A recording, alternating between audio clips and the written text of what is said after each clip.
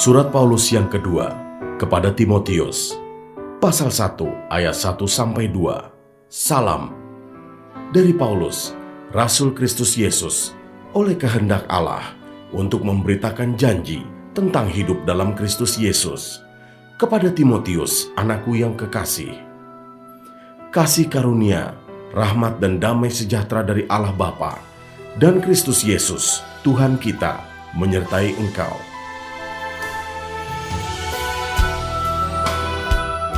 Ayat 3-18, ucapan syukur dan nasihat untuk bertekun. Aku mengucap syukur kepada Allah, yang kulayani dengan hati nurani, yang murni seperti yang dilakukan nenek moyangku, dan selalu aku mengingat engkau dalam permohonanku, baik siang maupun malam. Dan apabila aku terkenang akan air matamu yang kau curahkan, aku ingin melihat engkau kembali, supaya penuhlah kesukaanku. Sebab aku teringat akan imanmu yang tulus ikhlas, yaitu iman yang pertama-tama hidup di dalam nenekmu Lois dan di dalam ibumu Yunike, dan yang aku yakin hidup juga di dalam dirimu. Karena itulah kuperingatkan engkau untuk mengobarkan karunia Allah yang ada padamu oleh penumpangan tanganku atasmu. Sebab Allah memberikan kepada kita bukan roh ketakutan, melainkan roh yang membangkitkan kekuatan, kasih, dan ketertiban. Jadi janganlah malu bersaksi tentang Tuhan kita, dan janganlah malu karena aku, seorang hukuman karena Dia, melainkan ikutlah menderita bagi Injilnya oleh kekuatan Allah. Dialah yang menyelamatkan kita dan memanggil kita dengan panggilan kudus, bukan berdasarkan perbuatan kita, melainkan berdasarkan maksud dan kasih karunia-Nya sendiri, yang telah dikaruniakan kepada kita dalam Kristus Yesus sebelum permulaan zaman, dan yang sekarang dinyatakan oleh kedatangan Juru Selamat kita, Yesus Kristus, yang oleh Injil telah mematahkan kuasa maut dan mendatangkan hidup yang tidak dapat binasa. Untuk Injil inilah aku telah ditetapkan sebagai pemberita, sebagai rasul dan sebagai guru. Itulah sebabnya aku menderita semuanya ini, tetapi aku tidak malu, karena aku tahu kepada siapa aku percaya, dan aku yakin bahwa Dia berkuasa memeliharakan apa yang telah dipercayakannya kepadaku hingga pada hari Tuhan.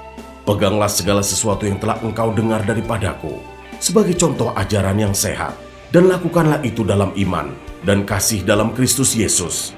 Peliharalah harta yang indah yang telah dipercayakannya kepada kita oleh Roh Kudus yang diam di dalam kita. Engkau tahu bahwa semua mereka yang di daerah Asia Kecil berpaling daripadaku, termasuk Figelus dan Hermogenes. Tuhan kiranya mengaruniakan rahmat-Nya kepada keluarga Onesiforus, yang telah berulang-ulang menyegarkan hatiku. Ia tidak malu menjumpai aku di dalam penjara.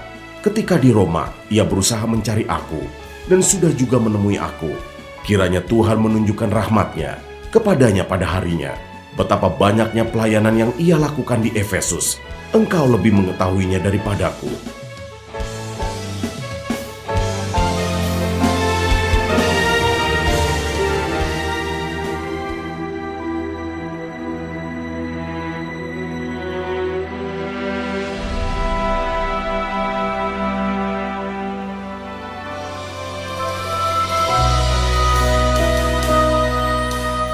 Surat Paulus yang kedua kepada Timotius, pasal 2 ayat 1-13, panggilan untuk ikut menderita. Sebab itu, hai anakku, jadilah kuat oleh kasih karunia dalam Kristus Yesus.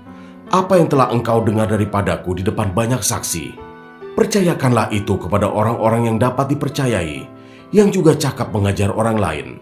Ikutlah menderita sebagai seorang prajurit yang baik dari Kristus Yesus, seorang prajurit yang sedang berjuang, tidak memusingkan dirinya dengan soal-soal penghidupannya, supaya dengan demikian ia berkenan kepada komandannya. Seorang olahragawan hanya dapat memperoleh mahkota sebagai juara apabila ia bertanding menurut peraturan-peraturan olahraga. Seorang petani yang bekerja keras haruslah yang pertama menikmati hasil usahanya. Perhatikanlah apa yang kukatakan. Tuhan akan memberi kepadamu pengertian dalam segala sesuatu. Ingatlah ini, Yesus Kristus yang telah bangkit dari antara orang mati, yang telah dilahirkan sebagai keturunan Daud, itulah yang kuberitakan dalam Injilku. Karena pemberitaan Injil inilah aku menderita, malah dibelenggu seperti seorang penjahat. Tetapi firman Allah tidak terbelenggu. Karena itu aku sabar menanggung semuanya itu bagi orang-orang pilihan Allah, supaya mereka juga mendapat keselamatan dalam Kristus Yesus dengan kemuliaan yang kekal. Benarlah perkataan ini, jika kita mati dengan Dia, kita pun akan hidup dengan Dia. Jika kita bertekun, kita pun akan ikut memerintah dengan Dia. Jika kita menyangkal Dia, Dia pun akan menyangkal kita. Jika kita tidak setia, Dia tetap setia, karena Dia tidak dapat menyangkal dirinya.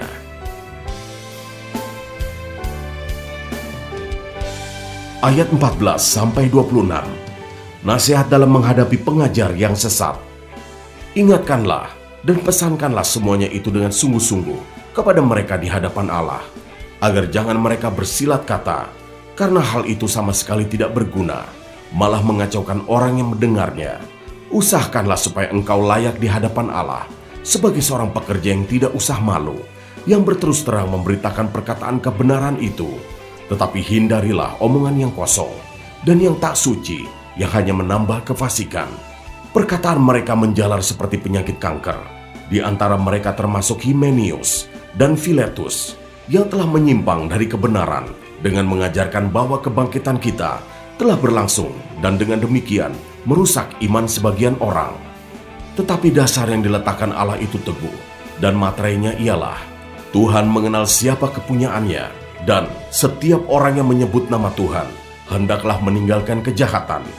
Dalam rumah yang besar bukan hanya terdapat perabot dari emas dan perak, melainkan juga dari kayu dan tanah.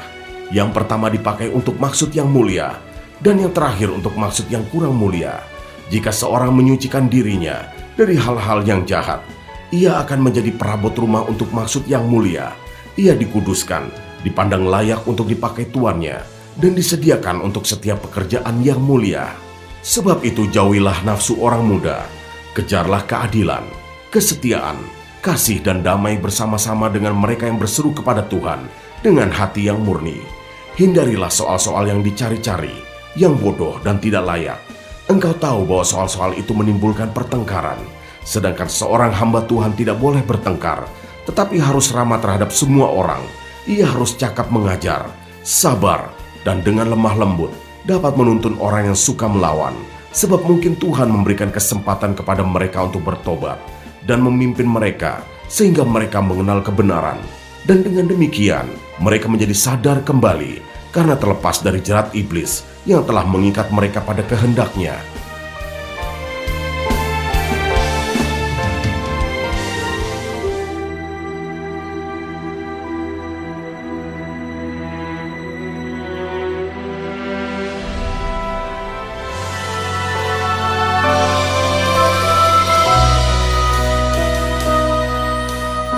Surat Paulus yang kedua kepada Timotius, pasal 3 ayat 1-9, keadaan manusia pada akhir zaman. Ketahuilah bahwa pada hari-hari terakhir akan datang masa yang sukar. Manusia akan mencintai dirinya sendiri dan menjadi hamba uang. Mereka akan membual dan menyombongkan diri. Mereka akan menjadi pemfitnah. Mereka akan berontak terhadap orang tua dan tidak tahu berterima kasih, tidak mempedulikan agama, tidak tahu mengasihi, tidak mau berdamai, suka menjelekkan orang, tidak dapat mengekang diri, garang, tidak suka yang baik, suka mengkhianat, tidak berpikir panjang, berlagak tahu, lebih menuruti hawa nafsu daripada menuruti Allah. Secara lahiriah, mereka menjalankan ibadah mereka, tetapi pada hakikatnya mereka memungkiri kekuatannya. Jauhilah mereka itu. Sebab di antara mereka terdapat orang-orang yang menyelundup ke rumah orang lain dan menjerat perempuan-perempuan lemah yang syarat dengan dosa dan dikuasai oleh berbagai-bagai nafsu, yang walaupun selalu ingin diajar, namun tidak pernah dapat mengenal kebenaran. Sama seperti Yanes dan Yambres menentang Musa, demikian juga mereka menentang kebenaran. Akal mereka bobrok dan iman mereka tidak tahan uji. Tetapi sudah pasti mereka tidak akan lebih maju, karena seperti dalam hal Yanes dan Yambres, kebodohan mereka pun akan nyata bagi semua orang.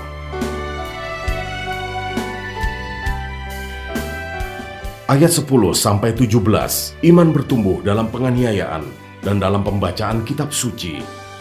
Tetapi engkau telah mengikuti ajaranku, cara hidupku, pendirianku, imanku, kesabaranku, kasihku, dan ketekunanku.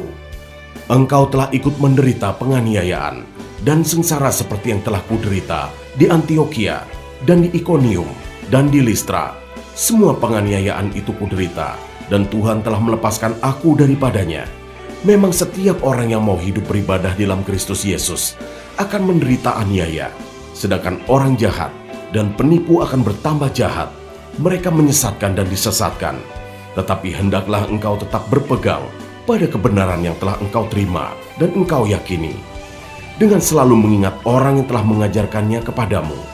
Ingatlah juga bahwa dari kecil engkau sudah mengenal kitab suci yang dapat memberi hikmat kepadamu dan menuntun engkau kepada keselamatan oleh iman kepada Kristus Yesus. Segala tulisan yang diilhamkan Allah memang bermanfaat untuk mengajar, untuk menyatakan kesalahan, untuk memperbaiki kelakuan, dan untuk mendidik orang dalam kebenaran. Dengan demikian, tiap-tiap manusia kepunyaan Allah diperlengkapi untuk setiap perbuatan baik.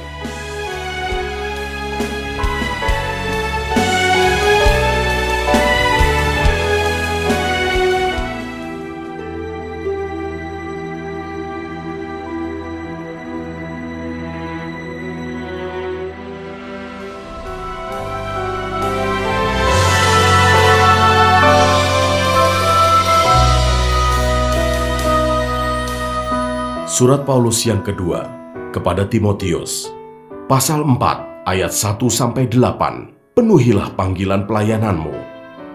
Di hadapan Allah dan Kristus Yesus yang akan menghakimi orang yang hidup dan yang mati, aku berpesan dengan sungguh-sungguh kepadamu demi penyataannya dan demi kerajaannya. Beritakanlah firman, siap sedialah baik atau tidak baik waktunya. Nyatakanlah apa yang salah.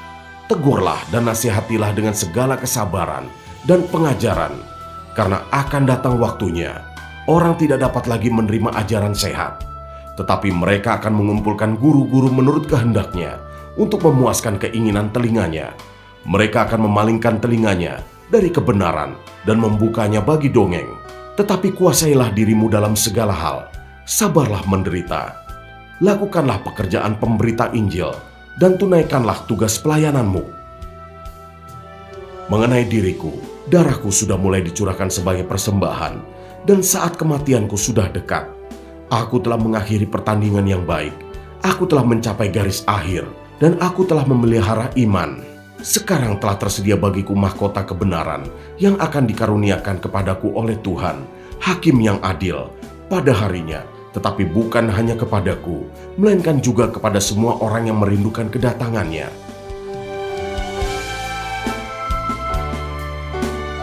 Ayat 9-18, pesan terakhir. Berusahalah supaya segera datang kepadaku, karena Demas telah mencintai dunia ini dan meninggalkan aku. Ia telah berangkat ke Tesalonika, Kreskes telah pergi ke Galatia, dan Titus ke Dalmatia. Hanya Lukas yang tinggal dengan aku. Jemputlah Markus dan bawalah ia kemari, karena pelayanannya penting bagiku. Tikhikus telah kukirim ke Efesus. Jika engkau kemari, bawa juga jubah yang kutinggalkan di Troas, di rumah Karpus, dan juga kitab-kitabku, terutama perkamen itu. Alexander, tukang tembaga itu, telah banyak berbuat kejahatan terhadap aku. Tuhan akan membalasnya menurut perbuatannya. Hendaklah engkau juga waspada terhadap dia, karena dia sangat menentang ajaran kita. Pada waktu pembelaanku yang pertama, tidak seorang pun yang membantu aku.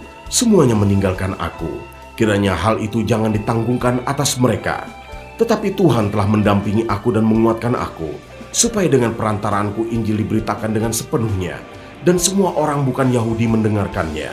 Dengan demikian aku lepas dari mulut singa, dan Tuhan akan melepaskan aku dari setiap usaha yang jahat. Dia akan menyelamatkan aku, sehingga aku masuk ke dalam kerajaannya di sorga. Baginyalah kemuliaan selama-lamanya. Amin.